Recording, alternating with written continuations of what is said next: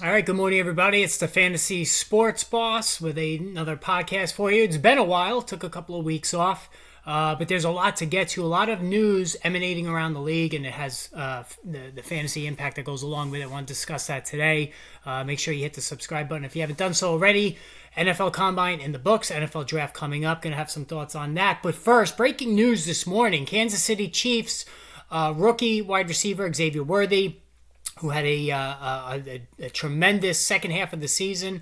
And of course, we all know him from the blistering 40 time that he put forth in the NFL Combine the previous year.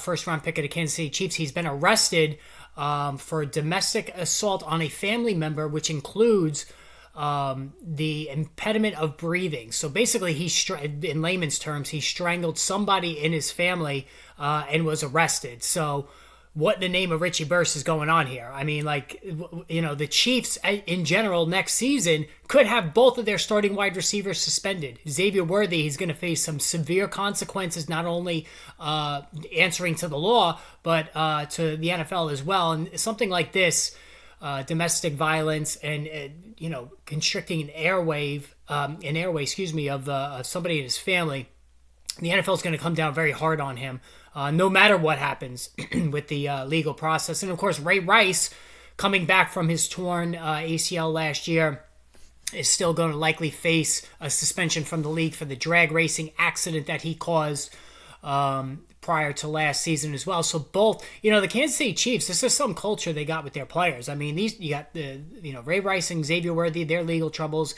Of course, they're the same team that drafted Tyreek Hill and all the legal problems he had coming into the NFL, which caused him to be a fifth-round draft pick. Of course, Kareem Hunt, who they had to release after video surfaced of him kicking a woman while she was on the ground. Like, just on and it goes with this team. Certainly they know how to pick the players athletically, but not character-wise, because this is just an ongoing problem with this team. But the big picture here, obviously, the legal process, that's the most important part of all this. But if you were planning on drafting Xavier Worthy to be, and he had the ability to be a high-end wide receiver too in all leagues, whether it's PPR or standard, you're going to have to temper those expectations now, because there's definitely going to be maybe as much as a half a season suspension.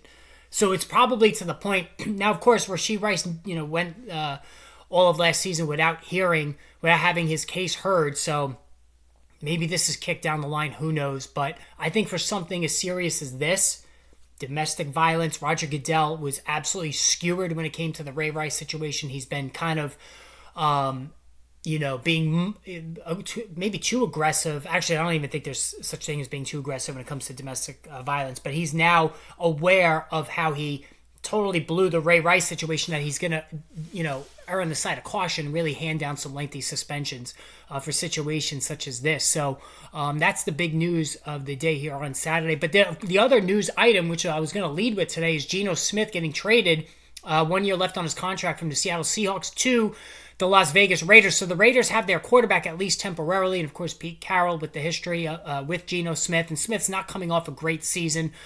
Did set a career high in passing yardage, but his touchdown interception ratio was terrible. Geno Smith is what he is. He found a home in Seattle. He played very well at times for the Seahawks. Underrated player at times, but last year wasn't good.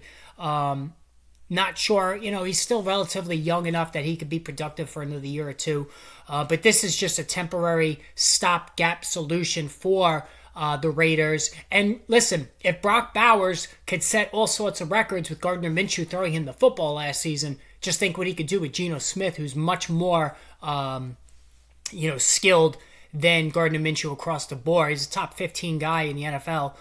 So Brock Bowers' fantasy value can only even go up even further, which is hard to imagine. Now, the dominoes that are going to fall here. The Seattle Seahawks obviously need a quarterback. The hot rumor, according to Tom Pelissero, is that they're going to sign Sam Darnold to a multi-year contract. And from the very beginning, it seemed like the Vikings were not really in tune in terms of having interest in bringing Darnold back. And I wasn't surprised by this. The Vikings are a very forward-thinking organization. They know that if they move on from Darnold now, they're most likely cutting bait at the highest value that he has right now. I don't think anybody can expect Sam Darnold to play as well as he did last year. And then, of course, the end of the season, the season finale, he absolutely bombed, and then in the playoffs, played terribly as well. So his last 2 starts really were a reminder of what Sam Darnold has been throughout his NFL career, which is just a model of inconsistency. But going to Seattle, this is intriguing on a number of fronts. Not so much Darnold. Now listen, he was a QB1 in fantasy. He was a top 12 guy last year. There's no doubt about it. DK Metcalf's already requested a trade. Tyler Lockett, he has been released. He's probably going to retire as well. But the big thing for me is Jackson Smith-Njigba, and I really truly believe this. I mean, he was considered the number 1 receiver at Ohio State when Chris Olave and Garrett Wilson were there. He was considered to be the most talented of the 3, which is saying a lot considering that Wilson has put up a 1,000-yard season every year of his career so far, and Chris Olave, even though last year was a rough year, he's played fairly well when on the field. But Smith-Njigba, 100-plus catches last year, a yardage machine in the second half of the year, the touchdowns, everything came together for him.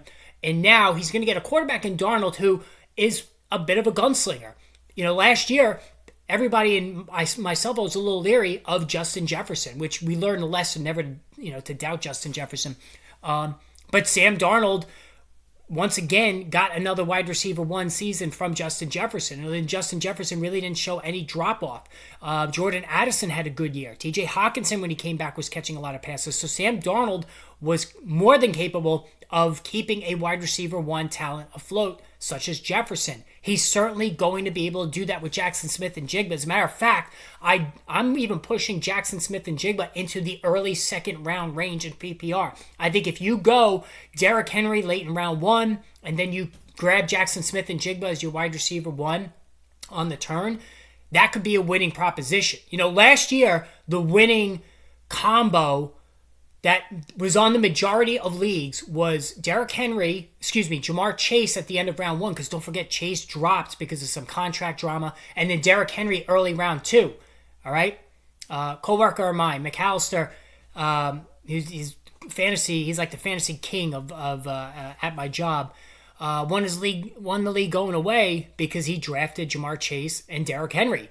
So that was the winning combination. That's who he drafted in the first 2 rounds, and he won the league going away. I think that Jackson Smith-Njigba paired with a Derrick Henry could be that kind of a combination. I think there's no question he's going to catch 110 passes at least. He's going to go probably 1,200 yards, 7 to 10 touchdowns. That's a monster season. And you might even be able to sneak him into the mid-second round, maybe even towards the end of the second round, although I think the momentum's going to build as we go throughout the course of the offseason. So that's the domino. So once Smith moved, and I don't think this takes the Raiders out of quarterback consideration in round 1. If Shedeur Sanders drops to them, I truly believe that they're going to make a play for him. Or they come, maybe they go with a Jalen Milroe in the second round. That's an option for them there as well. I think Jackson Dart from Ole Miss, he's really moving up. He's going to probably now be in the top 15. Everybody seems to love him, but the quarterback dominoes are beginning to fall. And here's another one. Aaron Rodgers. The Vikings this morning are connected now to Aaron Rodgers. And what does this tell you about J.J. McCarthy, right?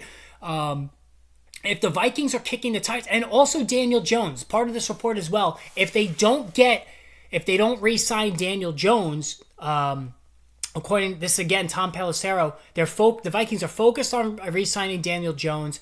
Failing to get Jones, they will now be a player for Aaron Rodgers. So again, what does this mean for J.J. McCarthy, and why the hesitancy to anoint him the starter? He's coming back from that serious injury, no doubt about it, but this is the guy that they used a first-round draft pick on.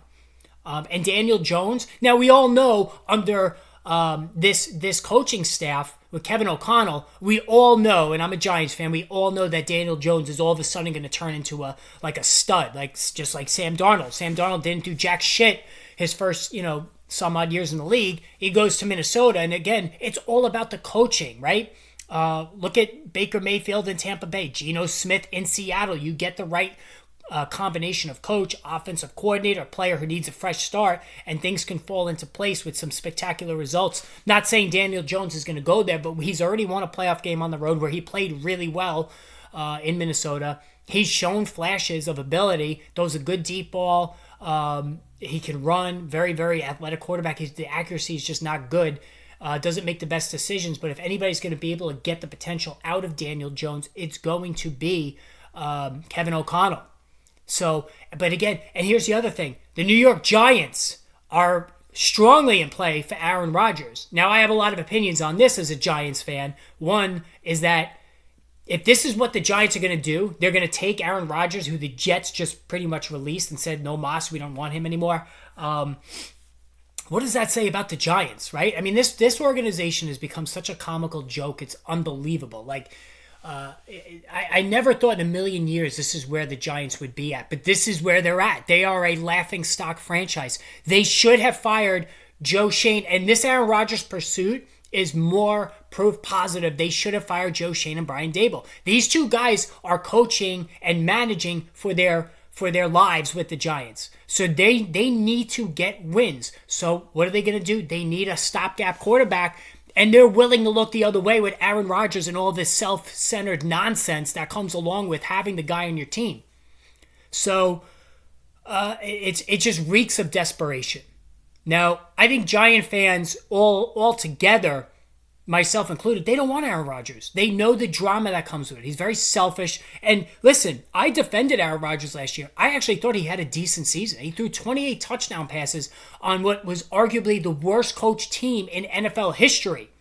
Right? He had a good year. Right? It wasn't vintage Aaron Rodgers. I mean, he's 41 years old, coming off an Achilles tear. But he played well at times, considering the coaching tumult that was surrounding him. So I think he could still do the job, and certainly Malik Neighbors' fantasy stock would go through the roof, right? He would get the Devontae Adams treatment with the Giants with Aaron Rodgers in town. But to me, and again, I'm now speaking not as a fantasy guy, but as a Giant fan. The winning play here is to sign Justin Fields. Right? Now, we all know Justin Fields has his own warts. Right? His accuracy, his decision-making, doesn't read defenses very well, but he played well for the Steelers before he was benched unfairly, in my opinion, last year. He's still young. I think he's only 25 years old. Super athlete. We've seen how spectacular he could be. In 2023, the second half of the season with the Bears, he was a top 5 quarterback in fantasy. Like, he can do the job athletically. He can run. He's probably the fastest quarterback in the NFL, right? And there's upside. That's the thing. There's no more upside with Aaron Rodgers. There's upside with Justin Fields. It's possible. And Brian Daboll, for all of his warts, developed Josh Allen. He can develop quarterbacks. Although the recent work with Daniel Jones wasn't great, I think Justin Fields is your play. There's a smidge of upside left that this could work. And you only need a 1 or a 2 year contract to get it done, to see if this would work. Right? So you sign Justin Fields for a year or two. All right? If it takes 2 years, all right. And then you still could draft at number 3, Shedeur Sanders or Cam Ward. Or you trade down and take Jackson Dart. I think that's something that you could do as well. Or you sign Justin Fields and you go Travis Hunter. Or Abdul Carter. Like, Abdul Carter's the best player in this draft. I know he's got the surgery issue hanging over his head, but he's the number 1 player in this draft outside of Hunter. So, if you can get Hunter or Abdul Carter, you got one of the 2 best players in the entire draft that you can get at number 3. All right? This is a fascinating draft. There's so many moving parts here. Nobody's sold on either one of these quarterbacks. Both of these guys would have been drafted behind probably all 6 of the guys that went in the first round last year. That seems to be the consensus. But the Giants to kick the tires on Aaron Rodgers, it just reeks of desperation, right? But they're also talking to Russell Wilson. And this went back to last year. The Giants chatted with Russell Wilson a bit about maybe bringing him in. It didn't work out. It seems like it's probably going to be either Rodgers or Wilson. Now, Russell Wilson, he played well when he took over the job for the first 4 or 5 weeks, and then things really went into the crapper from there on in, and the Steelers are not going to have him back. Now, then you get to the New York Jets, and this is another fascinating situation. This team is loaded with talent. I said this all of last year. You got Garrett Wilson, you got Breece Hall, you got Keenan Williams, you got Quincy Williams, you got Sauce Gardner, you have Elijah Vera Tucker, you got the tackle from Penn State that looks like he's going to be a real fun. You got Jermaine Johnson coming back, the pass rushing defensive end. This team is loaded with high-end young talent, but they have no quarterback. I don't blame them from getting rid of Rodgers, but you're kidding me if you think you're going to go into the season with Tyrod Taylor as the quarterback, which is why, according to Fox Sports, they too are in on Justin Fields and actually might be the most aggressive team going after him. Love this move. If the Jets, same reason with the Giants, if the Jets bring in Justin Fields, I think this could work. I really do. He's got his warts. Again, we talked about accuracy, reading defenses. He's not the most coachable guy. There was some rumblings coming out of there that he wasn't the most, easiest guy to get along with as well in the locker room. A little standoffish, but he's still young. He's still got upside. There's a chance. Now, I do worry about him a little bit in New York. He seems a little petulant, a little bit immature, so there are question marks about that. But, I think it definitely could, it's certainly a step up from Tyrod Taylor. And the Jets are another team we really need to watch as far as what they're going to do at the quarterback position. Do they take a shot at Jackson Dart? Jackson Dart could be a top 10 guy by the time the draft rolls around. Now, I have some questions about him. He was almost exclusively a shotgun guy while he was in college, so he hasn't played under center. That's going to be an adjustment. He's going to have to learn how to do that there as well. But he clearly has ability, and he's a guy that a lot of people like. All right, just going through some of the other stuff. Oh, we didn't even talk about Matthew Stafford. So Matthew Stafford, who is another guy, and it seemed like the Giants and the Raiders, that was their number one target until he decided to go back to the Rams. They worked out the contract situation. They still haven't found a taker for Cooper Kupp, who's not going to be back with the team. So Matthew Stafford back with the Rams. Puka Nacua, late first-round pick, put it in ink. He's going to have a monster season coming up with no Cooper Kupp on the other side of him to steal some targets. It's going to be, we saw what Cooper Kupp did as the unopposed number one target in this Rams offense a number of years ago when he just broke all sorts of records and had the Triple Crown in receiving. That's in play for Puka Nacua this season if he can stay healthy. He's had a lot of problems with health since coming into the year, even in college. That's why Nacua dropped so far in the draft, because he couldn't stay healthy in college as well. Always seems to be dealing with something, whether it's his knee, his hamstring. He's got a lot of trouble staying on the field. He's a very hard-nosed player, likes to take some hits, fight for the extra yardage and things like that. So, I think with Stafford, who we all know loves to lock in on his number one guy, I think this is a match made in fantasy heaven. I think Puka Nacua, absolutely late first-round pick. And even if you double dip at receiver and you go Nacua at the end of round 1, follow it up with Jackson Smith and Jigba in round 2, that's a tremendous spot to start with in terms of wide receiver, who, again, I still, the running backs, running backs made a comeback last year in fantasy, right? I mean, even the older guys too, Saquon, Josh Jacobs, and Joe Mixon, like these guys had really, Derrick Henry showed that there's still life late in their late 20s, even hitting 30 for some of these running backs. So I think that's something that we need to maybe come back a little bit the other way when looking at running backs in fantasy, being consider taking a running back now in the first round again. I've been all about taking the receivers in the first round, and it's generally worked well.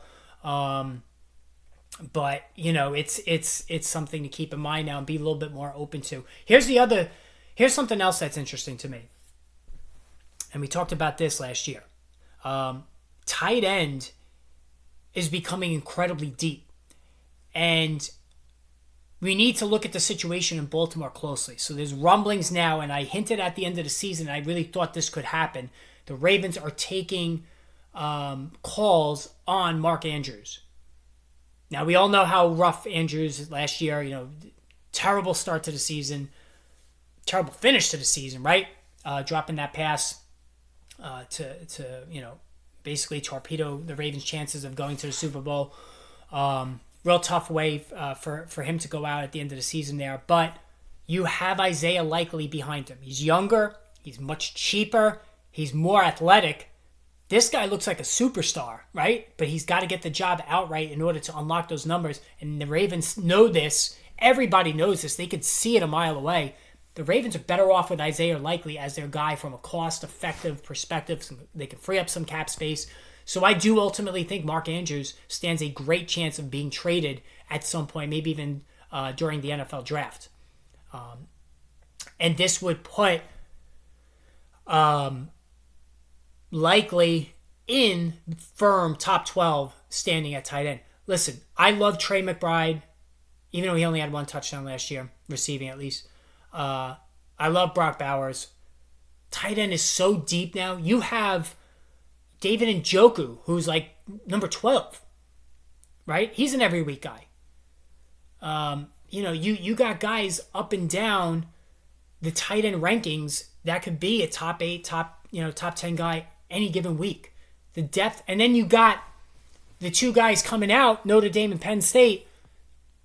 These guys are also, they have the ability to be not have the Brock Bowers kind of smashing debut or Sam Laporta from 2023, but tight end is as deep as it's ever been, in my opinion. I've never seen tight end this deep from a fantasy perspective, so it would be bad allocation of draft capital to take Brock Bowers in round 2 or Trey McBride late round 2, early round 3. Even though these guys are great, I think you need to be more open-minded about drafting one later. Now, Travis Kelce's back. He's going to get drafted, right? Just on name recognition alone. I believe he caught 90 passes last year, but the touchdowns way down, yards per catch way down, rate of separation way down. Only played about 70% of the snaps. I actually even think he's going to play less than that this year. So while Kelce is still going to be very productive, he's going to be a top 10 tight end. It's time to move on. He's now more name brand than he is a fantasy asset you could depend on. Chris Godwin. The New England Patriots they're not going to be denied here. The New England Patriots, who have the most cap space in the NFL, are ready to open up the vault for Chris Godwin, and this is a huge potential move. At the end of last season, I told you guys, I'm all in on Drake May next year. I want him on every single team. If Chris Godwin ends up going to New England, not only will Godwin have a monster season as a wide receiver 1 with Drake May, but Drake May is going to be a top 10 guy. I don't think there's any question about it. As a matter of fact, I want Bo Nix or Drake May on all of my teams. Last couple of years, I've been using a third-round pick on Pat Mahomes. I've had Josh Allen. I've had Jalen Hurts on multiple teams. And, of course, he's totally fucked me last year against the Commanders, suffering that concussion during the playoff week. I think Bo Nix and Drake May are winning picks next year to make. I'm really going to target running backs, receivers, maybe even the first 5 rounds, 6 rounds of the draft, and then look at tight end and quarterback after that. But Chris Godwin, I know Tampa Bay is very interested in bringing him back. Not sure if he wants to continue to play in the shadow of Mike Evans, which is a giant shadow. We all know that. But he can get up to $25 million a year. And the Patriots seem like they're going to be that team who, they have all this cap space. This is something to watch in New England. This offense looks like it's ready to ascend. All right, and I think that they're going to be players for Ashton Jeanty as well, even though they have guys in place there. I think whichever team Ashton Jeanty goes to, even if there's a running back there already, he's going to be the guy.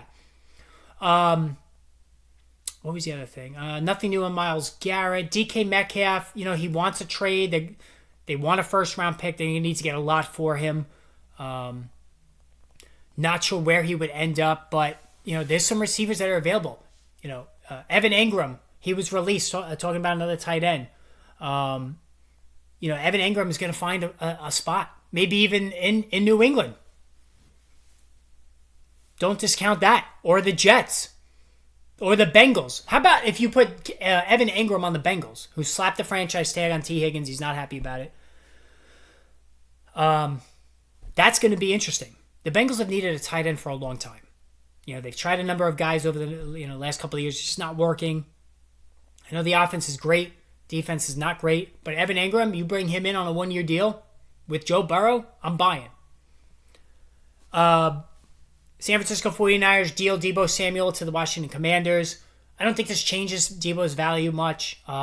Looked like he lost a half a step last year. And he's now going to a Commanders offense that has an alpha wideout in Terry McLaurin. I actually think These two guys might play off each other a little bit and steal each other's numbers from week in and week out. McLaurin's not a wide receiver one. His touchdown, really, other than the touchdowns that spiked last year, McLaurin's numbers were still the same, even though he got Jaden Daniels a major upgrade at quarterback. It was just the touchdowns that really inflated his value. Deebo Samuel, are they going to give him opportunities to run the ball? We don't know. They have Brian Robinson and Austin Eckler there. Even 49ers are even listening on Brandon Ayuk, which is amazing to me. Like, I don't know. I know they have Ricky Pearsall, who's got a lot of potential, but I don't know what the goal is there. For the Commanders, Jaden Daniels, he has a major weapon to use, right? So his stock, he's knocking on that door for QB1. Josh Allen's going to be the number one guy off the board. Would anybody be surprised that, and then Lamar Jackson, would anybody be surprised if Jaden Daniels goes QB3 over Jalen Hurts and Pat Mahomes? I think certainly over Pat Mahomes. That's going to happen in almost every league. But even Jalen Hurts, Jalen Hurts always scares you because he misses time with injury almost every year.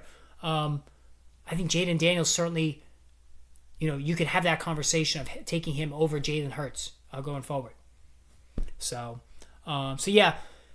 As far as the draft, it seems, listen, it's hard to believe anything that you hear. I think teams are not in love with either Cam Ward or Shedeur Sanders, but you have the Titans, the Browns, the Giants, top three teams. They all need quarterbacks. Travis Hunter, generational talent. I think he's going to be used primarily as a defensive back, and they'll sprinkle him in at wide receiver wherever he goes because there's more value on the defensive side of the ball at that position. Abdul Carter's going to have that surgery, it looks like, but he'll be good to go for the season. He's just a tremendous pass rusher there. The tight ends. It's going to be a real interesting draft, to say the least, this season, and I'm looking forward to it for sure.